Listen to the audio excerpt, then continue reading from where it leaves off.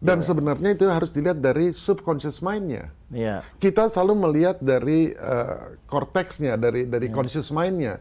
Tetapi yang dalam subconscious mind tidak pernah kita lakukan. Kan menarik ya, ada seorang raja berkuasa demikian besar, membuat statement seperti judul Enlightenment kita. Itu kan tidak perlu dilakukan sebenarnya. Berarti ada sesuatu di dalam subconscious mind dia, sehingga dia harus mendeklar itu.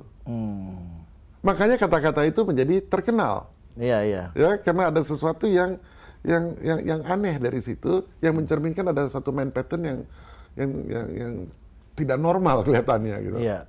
Dan karena banyak hal yang harus diperhitungkan dalam menerapkan right path on the right place ini, yang kemudian kebetulan banyak orang berkuasa yang tidak mempunyai rasa tanggung jawab yang baik. Akhirnya sekarang ini kalau di Indonesia yang banyak terjadi kan wrong man in the right place. Wrong man in the right atau wrong man in the wrong place ya. Dua-duanya ya. Akhirnya terjadi chaotic situation di mana-mana dan semua orang seolah merasa bebas untuk menjadi Raja Louis XIV dari Prancis. Iya, yang mau dilakukan dalam birokrasi ini kan sekarang yang kuratif. Ya. Sebenarnya harus dilakukan kan bukan hanya kuratif saja, tapi yang preventif. Dan dalam preventif itu dalam recruiting. Jangan lagi berbicara ini harus renumerasi. Saya pikir you mau kasih renumerasi berapa saja. Kita ambil contoh Gayus. You mau kasih berapa pendapatan berapa saja, renumerasi berapa besarnya. Kalau you tidak tahu mind pattern-nya, dia akan melakukan apa? You bilang, oh dia rakus lah, dia dan serakah lah dan sebagainya. Tapi kalau mind pattern-nya sudah bisa kita ketahui, dan itu mudah sekali dengan tes yang sangat mudah, kan hal ini nggak terjadi. Jadi sebenarnya reformasi di pajak atau di mana saja harus memasukkan elemen itu. Ya, dan itu gampang kok, ngedrill 4 hari ketahuan, terbongkar semua. Nah iya betul sekali, karena ini ternyata menjadi hal yang sangat penting di Indonesia sekarang ini. Apalagi kalau kita lihat apa yang namanya korupsi atau prinsip negara adalah saya ini kan terjadi di semua level. Baik itu di level birokrasi ataupun level sosial. Sosial ini baik dalam konteks pendidikan ataupun penghasilan. Di mana-mana itu terjadi, Pak. Seperti tadi kita ungkapkan. Tapi untuk betul-betul membangun suatu struktur yang sehat, seperti yang Anda ungkapkan tadi, ini kan jadi harus dilakukan tindakan yang sangat masif dan mahal dan mungkin tidak terjangkau oleh keuangan negara ataupun keuangan swasta. Mungkin Anda melihat perlu ada shortcut gitu.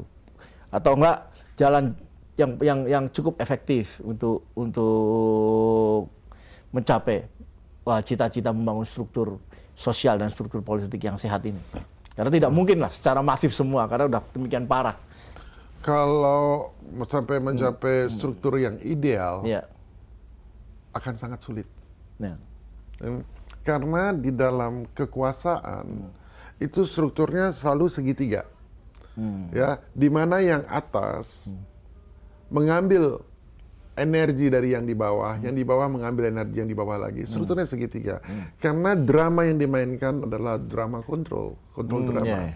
Di mana di dalam kontrol drama tersebut, ya, di dalam satu kekuasaan, kita lihat kekuasaan di mana saja, di pemerintah, di swasta, sosial, selalu seratannya segitiga. Di mana yang paling menderita adalah paling bawah. Dan karena strukturnya segitiga, maka harus ada lapisan yang paling bawah. Ya, dan lapisan paling bawah ini harus bisa dikontrol, harus lemah dalam keadaan ekonominya, harus lemah keadaan sosialnya, harus lemah. Karena kalau tidak bisa dikontrol.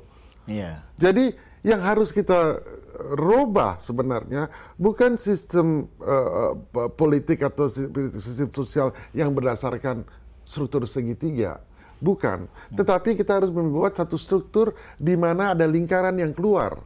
Ya, lingkaran keluar. What is this? Kalau di sini adalah win-lose. Kalau yang di sini adalah win-win. Jadi sebenarnya struktur politik yang harus ada di sini, ya, adalah bagaimana merilis untuk mengontrol kekuasaan. Kalau di kita kan sangat takut melepaskan kekuasaan. Ya, tetapi kalau di dalam subconscious mind kita akan merilis kekuasaan kita kepada orang lain, ya. Artinya kita sudah melewati rasa takut itu kan. Kalau kita bisa melewati rasa takut itu, berarti kita punya kekuatan yang sangat besar sehingga kita berani merilis. Coba pikirkan Pak, Kalau di sini mengambil energi orang lain, kalau di sini kita memberikan energi kepada orang lain. Berarti kita harus memperoleh satu source energi dari luar kan. Dari mana energi itu kita peroleh? Dari universe. Yeah. Ya, orang mengatakan maksudnya apa sih dari universe? So kita harus memahami diri kita dulu sendiri. Siapa engkau gitu? Yeah. Mengapa engkau ada di dunia ini dan apa misi hidupmu di sini? Karena kalau kita tidak tahu misi hidup kita hanya berpikir saya lahir, besar, sekolah, makan, kerja, kawin, cari duit, mati. Ya, padahal sesimpel itu. Padahal pemikiran seperti itu kan sebenarnya bukan baru dan tidak datang dari Barat. Kalau kita baca falsafah-falsafah Jawa, Sunda, menyedihkan kan? Padahal itu falsafah-falsafah kita yang dulu yang bikin bergerak. Sekarang kita tinggalkan. Kita sekarang mengambil falsafah-falsafah dari Barat ya. Dan kita sekarang sudah berpikir seperti itu, berlaku seperti itu. Padahal yang falsafah-falsafah timur kita itu sangat dalam. Ya, siapakah diri kita, tujuan kita apa, dan intinya apa? To help. Sekarang saya ingin misalnya berbicara mengenai social justice. Ya. Kalau kita bicara social justice berarti atau social justice berarti kita harus menolong orang lain. Sekarang saya tanya, apakah Pak Gigin mau nggak mengambil alih tanggung jawab orang lain? Kan nggak mau. Ya kenapa? Bukan kewajiban saya untuk mengambil alih. Tapi kalau saya tanya, love, kasih. Kalau dengan kasih, kita nggak peduli dia itu siapa gitu. Asal kita tahu misi kita akan bantu dia. Social justice akan terjadi, Pak. Tapi kalau social justice itu dipaksakan bahwa itu satu keharusan, tidak akan berjalan. Ya. Kalau sudah satu keharusan, berarti kita sudah bermain dengan struktur triangular tadi. Dan pemikiran seperti ini atau konsep seperti ini kan sebenarnya sudah ada sejak zaman Mojopahit. Yaitu kita tahu Gemah Ripah Loh Jinawi dan Tata Tentrem Kertaraharja. Ya kan ini kan sebenarnya social justice kan. Social justice. Ya kan penegakan hukum dan lain sebagainya bahwa negara bisa kaya rakyat, semua masyarakat hidup tenang dan damai. Merasa adil. Pada prinsipnya kan gitu. Tapi sekarang ini kita banyak seolah-olah pemikiran seperti ini datangnya dari Barat, padahal sebelum masa orang Barat datang ke sini kita sudah mengenal itu semua.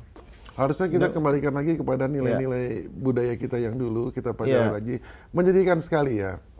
Di Indonesia ini kan 70% orang Jawa. Dan filosofi Jawa itu kan dalam sekali, dalam hal yang seperti itu. Tetapi budaya yang bagus-bagus seperti itu kelihatannya dilupakan. Ya, dibuang begitu saja. Ya, menarik sekali Pak Richard. Tapi hal ini akan kita bicarakan pada episode berikutnya. Oke, pemirsa dimanapun Anda berada, sayang sekali waktu yang harus memisahkan kita, dan kita akan berjumpa lagi dalam Enlightenment Forum with Richard Klaproth episode berikutnya. Hidup adalah segalanya. Hidup adalah bahagia. Hidup sangat